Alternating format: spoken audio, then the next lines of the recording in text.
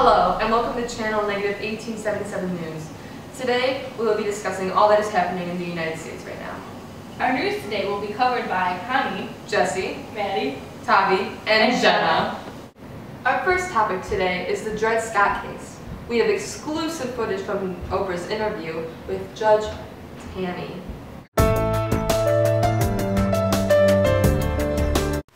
Hi, I'm Oprah, and tonight I'm talking with Roger B. Taney, Chief Justice of the Supreme Court, about his shocking ruling in the case of Dred Scott versus Sanford. Hi Oprah, thanks for having me. Let's get right to the point. A lot of Northerners are unhappy with your ruling. What was your reasoning behind the decision you made? My colleagues and I came to the conclusion that Dred Scott had no right to sue in a federal court in the United States due to the fact that he is not a citizen. How did you reach this realization? We think that blacks are not citizens under the power of the Constitution and therefore do not have the ability to claim the rights and privileges that citizens of the United States have access to. For those of us who are unfamiliar with the case, could you explain it? The case came about when Dred Scott sued for his freedom on the grounds that he lived in an area where slavery had been prohibited due to the Missouri Compromise. Are you aware of the response your verdict has created in the northern states? Many people are outraged by how this turned out. I have heard some criticism of my court's decision, but I will stand by my verdict. Republicans have denounced this decision as a wicked and false judgment, and as the greatest crime in the annals of the Republic. What do you have to say to that? Everyone is entitled to their own opinion. In this case, my court came to the conclusion that the Negro race are beings of inferior order and are not regarded as part of the government formed here in the United States. And this reasoning has led you to side against Dred Scott. Do you feel this will lead to the possible expansion of slavery to the newly acquired territories? Yes, I believe it could help pave the way. I myself am a Southerner, but I am not at liberty to comment on my standings on slavery. Many have said this is a clear-cut victory for the South. Do you have anything to say about that? No comment. Are you ever cold when you're fighting in war? Yeah, all the time. Yes. Here, take a Snuggie.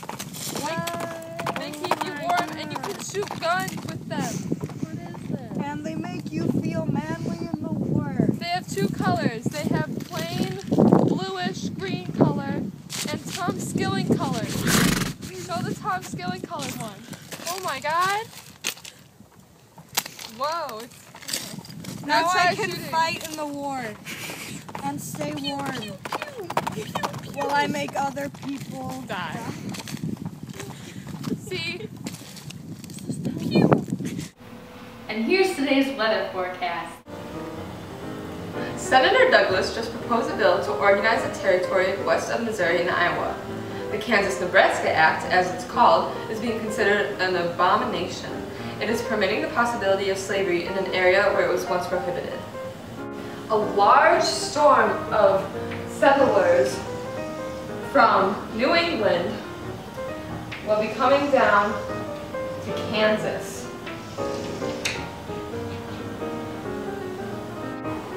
Below the compromise line, there is sunshine everywhere.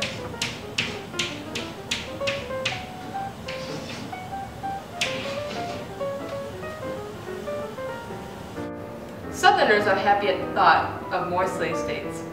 Due to the beaming happiness, a heat front will engulf the southern states over the next few days. In the north, it's quite the opposite. Northerners cringe at the thought of slavery. States will be overcast. There will be no sunshine creeping through the clouds of sadness. There will be thunderstorms of tears expected throughout the week.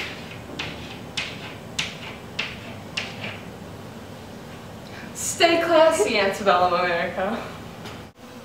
Channel Negative 1877 News was allowed exclusive access into the Uncle Tom's Cabin's book signing. Here is some of our footage.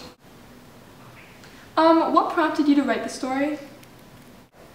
My sister-in-law sent me a letter urging me to write about the issue of the fugitive slave law. I promised I would, despite failing to keep up with debates about slavery before. Why do you think your book was so well received?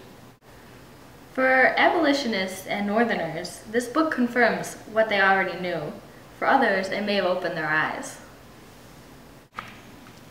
Some believe it's not your story to tell as a white person. Did you ever question whether you had the right? Writing is all about empathy and trying to relate to other people. I found myself in a position of power where I could bring this story to those who wouldn't otherwise hear it, and I took advantage of it. Many feel it represents the reality of slavery and is not sugar-coated, so I don't feel I exploited anyone's story. Did you face any doubt from others in writing Uncle Tom's Cabin? Many Southerners, like Robert Criswell and J.W. Page, were upset that I wrote this book because they don't want people to know how poor the conditions of slavery really are. I think it's important to focus on it instead. It's rare that a slave character has so many dimensions as those in your book do. Was that a conscious decision? All I tried to do was treat the slave characters as real people, and real people have dimensions. Uncle Tom's Cabin is about the reality of their experience, and it would not have been truthful or respectful to let characters like Tom, George Harris, Black Sam, Haley, and Eliza become cartoons. Even the slaveholders are meant to be realistic. I am attacking the system instead of the slaveholders. I hate the game, not the player. We will take 2 callers from different locations and backgrounds to share their opinions of the current issues at hand, the compromise and the fugitive slave law. Tensions are rising between the North and South due to the ideas of the crossover of slavery into the territory gained from the Mexican-American War, as well as newly annexed Texas. Why? Simply because the Constitution does not determine the status of slavery in future states. Well, the South was determined to resist the exclusion of slavery from their territories. Therefore, Henry Clay engineered this compromise. He thought up ideas to successfully divide California, Utah, New Mexico, and Texas, as well as the northern issue of slavery in British Columbia. The use of popular sovereignty helped in organizing Utah and New Mexico. Due to Southern pressure, the fugitive slave law was enacted. This means suspected fugitives are denied a jury trial, the right to testify on their own, and other constitutional rights. This law required Northerners to enforce slavery. The compromise seemed as if it would keep a sense of peace. However, the new law has now increased tensions. Open to calls now.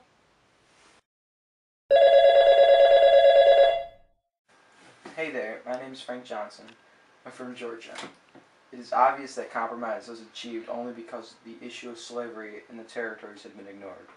We all know those new states, for our benefit, need slavery to function. That is why that law was passed. Now owners have better protection and return to their rightful property. We gained some great territory and security from this. Hello, my name is Elizabeth Morris and I am from Massachusetts. The problem with the current issues at hand is, of course us Northerners are against slavery.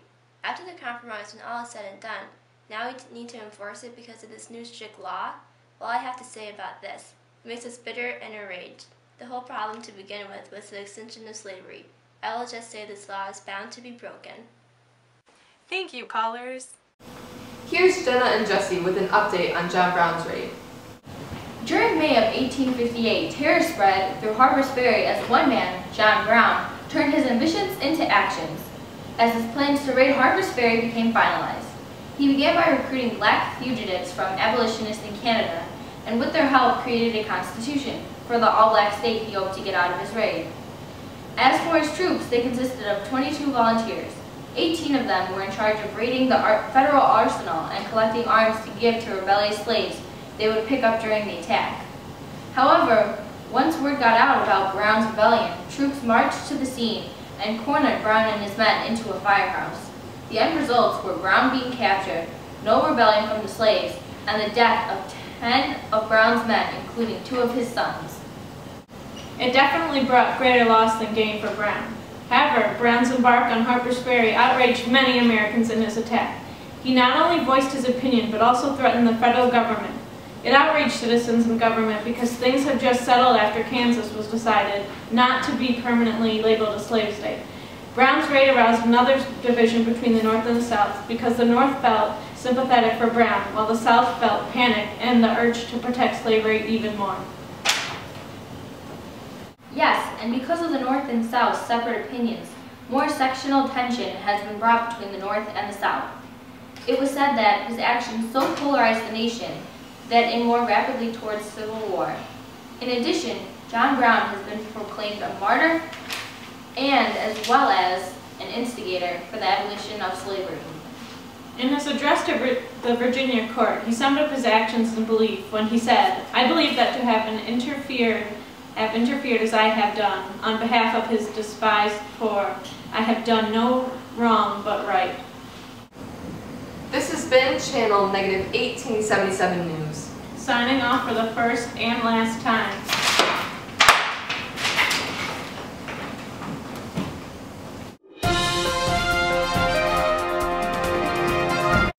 Hi, I'm Oprah. Hi, I'm Maury Povich. Just kidding. You guys keep laughing at It would be funny if, like, during the interview, like, something, like, you say something, and then you should be like, "Oh, audience, if you look under your chair, there's, like, a free..." And if you look under your chair, you'll find another chair. Oh my god! Oh, this is perfect! Oh my goodness!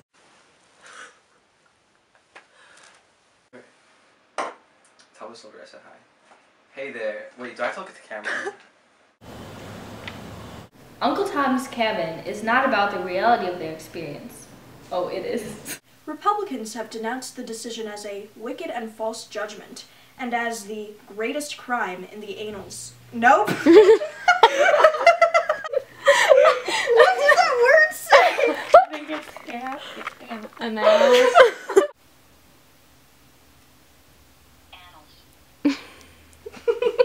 Okay.